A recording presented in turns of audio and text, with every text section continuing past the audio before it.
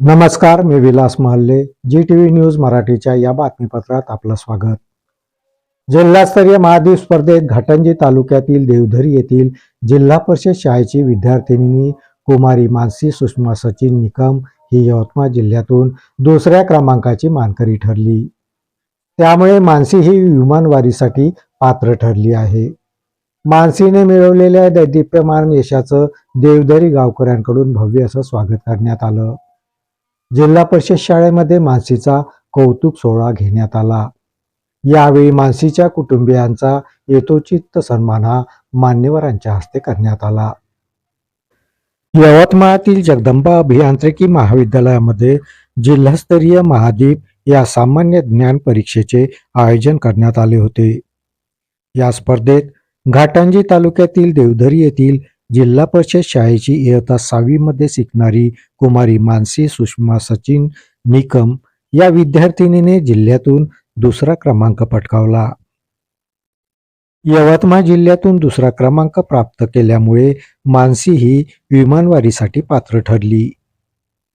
मानसीने मिळवलेल्या दैदिप्यमान यशामुळे देवधरी ग्रामस्थांनी मानसीचं भव्य असं स्वागत केलं. गावातून ढोल ताशाच्या गजरात मिरवणूक काढण्यात आली. यावेळी गावातील अनेक घरांसमोर रांगोळी काढण्यात आल्या. महिलांनी मानसीचं औक्षण केलं. जिल्हा परिषद शाळेमध्ये मानसीचा कौतुक सोहळा घेण्यात आला. यावेळी मानसीचे आजी आजोबा व आई वडिलांचा सत्कार करण्यात आला.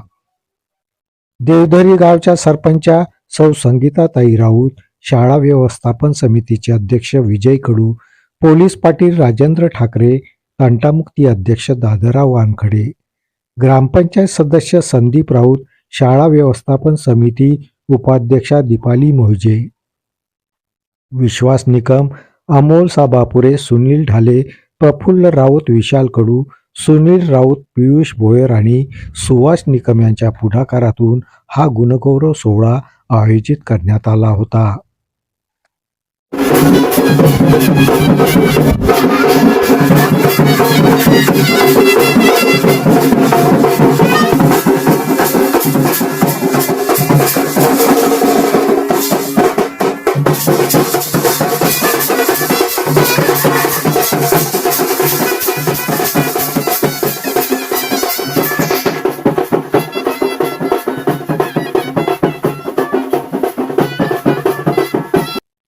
या बातमीपत्रात इथेच थांबतो. परत भेटूया नवीन बातमीपत्रात.